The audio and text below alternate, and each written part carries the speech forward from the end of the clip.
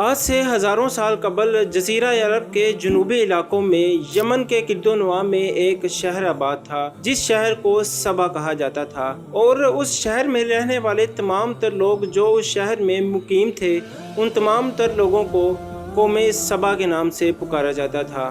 یہاں کے لوگ نہایت ہی نعمتوں اور راحتوں میں تھے اور ہر طرف لہلہاتی فصلیں اور پھلوں کے ساتھ لدے ہوئے درخت موجود تھے، لیکن وہاں کی قوم شرک میں تھی اور سورج اور آگ کی پوجا کیا کرتی تھی۔ جب وہاں کے بادشاہ شراجیل بن مالک کی موت ہوئی تو اس کے بعد اس کی بیٹی ملکہ بلقیس نے وہاں کی حکومت کی بھاگ دوڑ سنبھال لی۔ بعض مورخین نے لکھا ہے کہ بلقیس کے والدین میں سے کوئی جنات میں سے تھے، مگر اس نظریے کے کوئی واضح دلائل نہیں موجود۔ کہا جاتا ہے کہ ملکہ بلقیس ایک نہایت ہی قابل عورت تھی اور اس نے یمن پر 9 سال نہایت ہی خوبصورتی کے ساتھ حکومت کی۔ دنیا کے بیشتر علاقوں میں جو تجارت ہوا کرتی تھی وہ سبائیوں کے ہاتھ میں تھی۔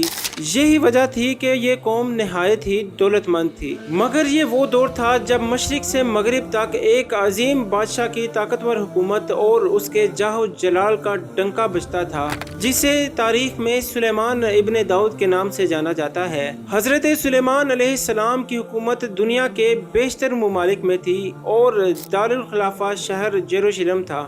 آپ کو ہوا، جنات، چرند پرند اور تمام تر جانوروں پر حکمرانی عطا کی گئی تھی۔ ایک دن کا واقعہ ہے کہ حضرت سلیمان علیہ السلام نے دربار لگایا اور اس دربار میں تمام تر جنات، انسان، پرندے اور تمام تر جانور موجود تھے، مگر حضرت سلیمان علیہ السلام کا چہیتا پرندہ جسے ہدہد کے نام سے پکارا جاتا ہے وہ اس دربار میں موجود نہ تھا۔ حضرت سلیمان علیہ السلام نے تمام تر درباریوں سے پوچھا کہ ہدہد کہاں ہے، لیکن جب وہ نظر نہ آیا تو حضرت سلیمان علیہ السلام نے فرمایا کہ اگر ہدہد اپنے اس دربار میں غیر حاضر ہونے کی کوئی مناسب وجہ پیش نہ کر پایا تو اسے اسی دربار میں ذبح کر دیا جائے گا۔ ابھی یہ گفتگو چل ہی رہی تھی کہ آپ کا چہیتا پرندہ ہدہد وہ دربار میں حاضر ہو جاتا ہے اور اس پرندے سے پوچھا جاتا ہے کہ تم کہاں تھے اور دربار سے غیر حاضر کیوں تھے؟ تو وہ نہایت ہی احترام سے کہتا ہے کہ اے اللہ کے پیغمبر، میں اڑتے اڑتے ایک ایسے ملک میں جا پہنچا تھا جہاں کے لوگ شرک میں مبتلا ہیں اور وہ آگ اور سورج کی پوجا کرتے ہیں،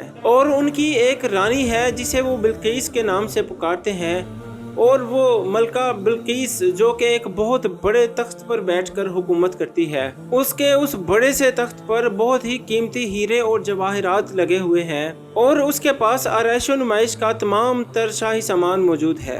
حضرت سلیمان علیہ السلام نے اس پرندے ہدہد سے کہا کہ اگر تمہاری کہی ہوئی تمام تر باتیں سچ ہیں تو میرا یہ خط اس ملکہ بلقیس کے طرف پہنچا دو تاکہ وہ شرک سے باز آ جائے، اور خط اس کے پاس پہنچانے کے بعد وہاں پر بیٹھ کر سنو کہ وہ کیا رد عمل اختیار کرتی ہے اور پھر آ کر مجھے خبر کر دینا۔ حضرت سلیمان نے خط روانہ کیا جو کچھ یوں تھا: شروع اللہ کے نام سے جو بڑا مہربان اور نہایت رحم کرنے والا ہے۔ یہ عزت والا خط سلیمان ابن داؤد کی جانب سے ملکہ بلقیس کی طرف ہے، جو ہدایت کی پیروی کرے اور اس کے لیے سلامتی ہے۔ مجھ پر غلبے کی خواہش نہ کرو اور میرے مقابلے میں سرکشی اختیار نہ کرو، بلکہ فرمانبردار اور مطیع ہو کر میرے پاس آ جاؤ۔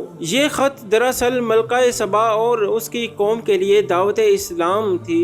ہدہد نے یہ خط جا کر ملکہ بلقیس کی گود میں گرا دیا۔ اس وقت ملکہ بلقیس کے دربار میں 300 سرداران موجود تھے۔ جب ان 300 سرداران نے یہ خط پڑھا تو وہ طیش میں آ گئے اور وہ ملکہ بلقیس سے کہنے لگے کہ ہمیں اس خط کا بہت سخت جواب دینا ہوگا کیونکہ یہ خط ہماری توہین ہے۔ تو ان 300 سرداران میں موجود ملکہ بلقیس جو کہ بہت سمجھدار تھی، اس نے تمام تر درباریوں سے کہا کہ یہ خط کسی عام شخص کا لکھا ہوا خط نہیں ہے، یہ خدا کا کوئی پیغمبر ہے، لہٰذا ہمیں کوئی اچھی حکمت عملی تیار کرنا ہوگی۔ اس نے کہا کہ میں حضرت سلیمان علیہ السلام کی طرف ایک تحفہ بھیجوں گی، اگر تو انہوں نے یہ تحفہ قبول کر لیا تو وہ کسی ملک کے بادشاہ ہیں اور میں ان کے ساتھ جنگ کروں گی، अगर उन्होंने मेरा भेजा हुआ ये तोहफा कबूल ना किया तो मैं फिर उनकी पैरवी करूंगी, क्योंकि वो नबी हैं। और उधर बैठे हुदहुद परिंदे ने, जो कि हजरत सुलेमान अलैहिस्सलाम का चहेता परिंदा था, तमाम तर गुफ्तगू सुन ली। उसने वो तमाम तर गुफ्तगू आकर हजरत सुलेमान अलैहिस्सलाम को बताई। हजरत सुलेमान अलैहिस्सलाम ने अपने दरबार में मौजूद तमाम तर जिन्नात से कहा कि शहर में आने वाले तमाम तर रास्तों पर सोने के फर्श बिछा दिए जाएं और रास्तों की दोनों साइडों पर सोने और चांदी के अजीबुल खलकत जानवर खड़े कर दिए जाएं। वज़रा और अमारे सल्तनत की तमाम तर कुर्सियों को सोने का कर दिया जाए, हत्ता के दरबार को हीरे और जवाहरात के साथ मुज़य्यन कर दिया जाए। उधर मलका बिल्किस ने हजरत सुलेमान अलैहिस्सलाम के तहाइफ रवाना किए। उन तहाइफ में सोने की ईंटें, हीरे, जवाहरात, गुलाम और कनीज़ें, उसके साथ साथ मलका बिल्किस का एक खत भी मौजूद था। जब ये तमाम तर तहाइफ कासिद लेकर हजरत सुलेमान अलैहिस्सलाम के दरबार में पहुंचा तो वो बहुत हैरान और परेशान होने के साथ साथ शर्मिंदा हो गया था। हजरत सुलेमान ने मलका के उस भेजे हुए कासिद से कहा कि क्या तुम लोग इस माल से मेरी मदद करना चाहते हो?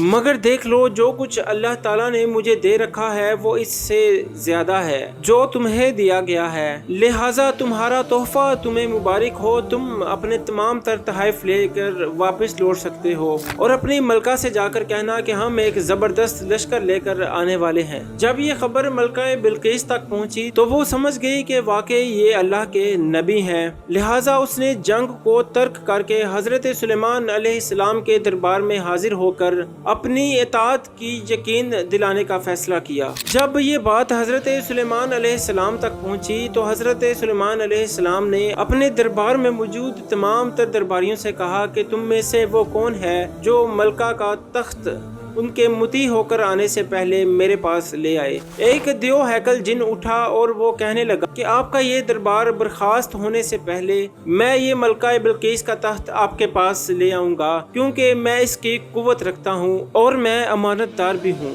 और फिर अचानक से एक शख्स उठा जो कि किताब का इल्म रखता था और वो कहने लगा कि मैं आपके पलक झपकने से पहले मलका बिल्किस का वो तख्त आपके पास ले आऊंगा। और हजरत सुलेमान अलैहिस्सलाम ने जब ये तख्त अपने पास पाया तो वो बोल उठे, ये सब कुछ अल्लाह का फजल है ताकि वो मुझे आजमाए कि मैं उसकी इन नेमतों पर शुक्र अदा कर रहा हूँ या नाशुक्री कर रहा हूँ। जो शुक्र अदा करता है उसका वो शुक्र अदा करना उसी के लिए मुफीद है, तो जो नाशुक्री करता है तो बेशक मेरा परवरदिगार बहुत बेनियाज है। और बाज़ मुफस्सिरीन ने लिखा है कि वो शख्स जो आपके पलक झपकने से पहले वो तख्त ले आया था वो हजरत सुलेमान अलैहिस्सलाम का कोई दोस्त है, और बाज़ मुफस्सिरीन ने लिखा है कि वो आपका कोई खालाजाद भाई था। उस तख्त की लंबाई 80 हाथ, अर्ज 40 हाथ और उस तख्त की ऊंचाई 30 हाथ थी। उस तख्त में मोती, सुर्ख याकूत और जमुर्ज झड़े हुए थे।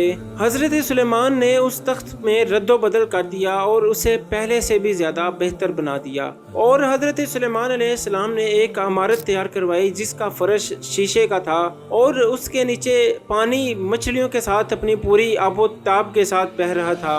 जब वो मलका बिल्किस आपके दरबार में हाजिर हुई तो वो ये सब कुछ देखकर हैरान रह गई और वो अपने कदम आगे ना बढ़ा सकी क्योंकि उसे लग रहा था कि नीचे पानी है। तब हजरत सुलेमान अलैहिस्सलाम ने फरमाया कि घबराओ ना, ये एक शीशे का फर्श है। जब मलका बिल्किस ने ये सब कुछ देखा तो वो हैरान और परेशान रह गई और वो ये कहने पर मजबूर हो गई कि मैं आपकी अताअत का फैसला करती हूँ। और यहाँ पर बाज़ मुफस्सिरीन ने लिखा है कि कुछ वक्त के बाद वो मलका बिल्किस हज़रत सुलेमान अलैहिस्सलाम के निकाह में आ गई। तो नाजरीन, ये थी हमारी आज की वीडियो। मैं उम्मीद करता हूँ कि आपको आज की वीडियो अच्छी लगी होगी, तो वीडियो को लाइक कीजिएगा और चैनल को ज़रूर सब्सक्राइब करते जाइएगा। अपना बहुत सारा ख्याल रखिए, दुआओं में याद रखिए। अल्लाह निगहबान।